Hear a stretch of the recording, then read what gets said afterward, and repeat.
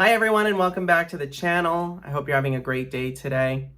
The theme of today's video actually comes directly from what we're seeing in the news right now. I'm sure you know that travel has been more than a little chaotic this summer with delays, lost baggage, and just an overall hassle getting through airports, primarily in Europe, but also in the US and elsewhere in the world. So I wanted to take this opportunity to talk about this topic, but specifically focused on traveling with your family. How do you make your airport and travel experience as seamless as possible with your kids, especially in light of what's going on? And I think the first major point that has to be discussed here is traveling light. We're hearing a lot of guidance coming out of the news media telling us that traveling light, carry-on only is the way to go and is going to improve your experience traveling through airports this summer. But how do you do that with kids? I mean, we all know that kids have a lot of stuff. Most people who have kids end up getting bigger cars just to transport all that stuff around. And when it comes to flying, it all has to fit into different suitcases and bags. So after having traveled with my kids a few times, I do have some tips that I think will help you travel lighter with your kids. It is possible to travel backpack or carry-on only with your kids. I think that may be ambitious in a lot of cases, especially with younger kids, but if you really take these tips to heart, it may be possible. The first tip is to really count out and plan out your diaper and wipe use. Now, depending on your child's age, they may have a certain number of diapers that they typically go through in a day. So I would start off by thinking about that number and also thinking about your destination. Is this a place where you can easily source diapers? Are they readily available? Are they affordable, etc.? Or is it going to be easier to bring enough for your trip? Now, most modern countries have diapers. In fact, most countries in the world have diapers. It's just that in the more modern, westernized economies, it tends to be a little bit easier to find diapers and they tend to be more affordable. So if you're going to a place like Mexico, for example, they have Walmart, they have diapers. You don't need to bring a ton of diapers. Same with most of Western Europe. If you're going slightly off the beaten path, then it would be worth doing the research in advance. If you have to bring diapers for the whole trip, I would again count them out very specifically by child and make a plan. You obviously don't want to run out, but at the same time, you don't want to come back with your suitcase completely full of unused diapers. The same goes with wipes. I would bring some wipes, but remember that it's very easy to substitute other types of moist towelettes or even to get other types of tissues or paper towels or whatever the case may be and moisten them and use those as an alternative. So don't load yourself down with very heavy and space-consuming wipes. The next aspect of this has to do with what toys you bring for your kids.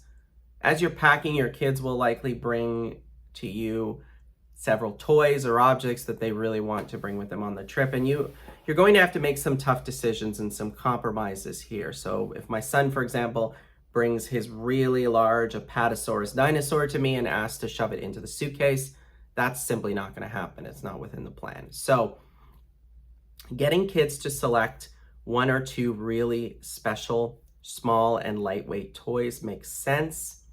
Multi-purpose toys are great. I recommend a tablet for every kid since it provides, all kinds of different entertainment, be it videos or games, and is not very space consuming or very heavy. But you want to make sure that you're not loading yourself down with toys. And I know this may not be, the most academic advice to give, but I don't bring books. Books are heavy and they're space consuming. Instead, I think you could find electronic resources to read to your child using your tablet or your phone, which is much more economical. Research different products as well. for the things you know you have to bring, like strollers, for example. We recently purchased this extremely lightweight foldable stroller that can apparently fit in the overhead compartment on a plane, thus reducing the need to gate check and potentially in some airports have to go to the baggage claim to collect the stroller. I'm eager to try it out on our next trip, and I will certainly let everyone know how it goes. There are a lot of travel-friendly tools for kids. If you are renting a car, you can buy car seat vests and booster seats, etc., that are inflatable, again, allowing you to travel much more lightly. I recommend choosing accommodations that offer laundry service as well to reduce the volume of clothing that you have to bring. Clothing usually represents a significant portion of what you pack, and especially if you're going to a place with multiple climates and you have to pack different clothing and footwear for every child and every person who's going, it does take up a lot of space. So try to pick clothing that is functional, that can be used in multiple climates, can be interchanged formal and informal, and try to select places with laundry so that you don't have to bring an outfit for every single day, especially for a longer trip. I also recommend for clothing that you put your children in their heaviest clothing for travel. Planes tend to be cold anyway, and thus keeping the lighter weight clothing for the suitcase and keeping the heavier stuff out of the suitcase. Limiting toiletries. We definitely have a tendency to pack everything that we find in our bathroom cabinet and on our bathroom counters for both ourselves and our kids. There's a tendency to want to bring your own personalized shampoo and body wash and do that for every single person. But these things take up a lot of space and a lot of weight. And also, because of liquid restrictions in carry-on bags, if you start bringing certain large toiletries, you may force yourself to check a bag. So I recommend, again, doing your research, seeing what's available at destination.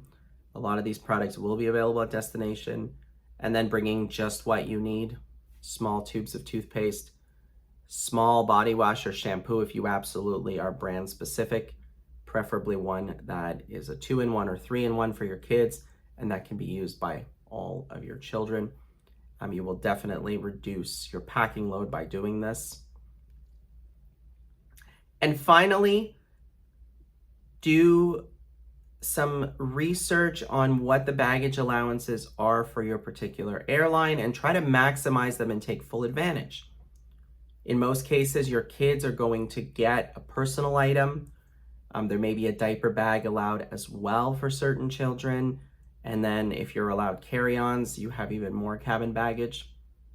So here you have to do some thinking about how much you want to carry versus, the convenience of checking, but then the risk of potentially not getting your luggage at the other end.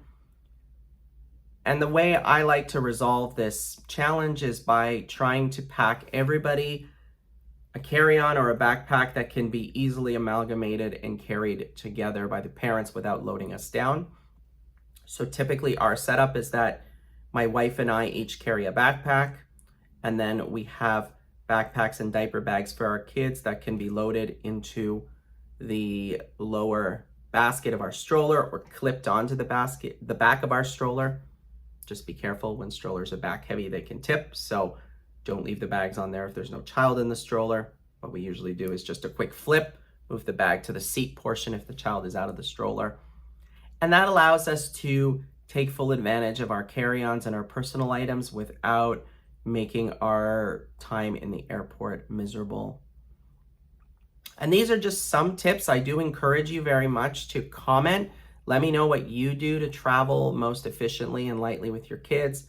Let me know if you have upcoming travel planned. I have a surprise announcement to make that I won't be making today, but I'll be making soon. So please do subscribe to the channel and hit the notification bell below so that you get that announcement. We have some news for the fall, and I think you'll want to follow us very closely since it will be exciting for everyone. So thanks again for joining. I hope these tips were helpful, and I hope you have a great day. Take care.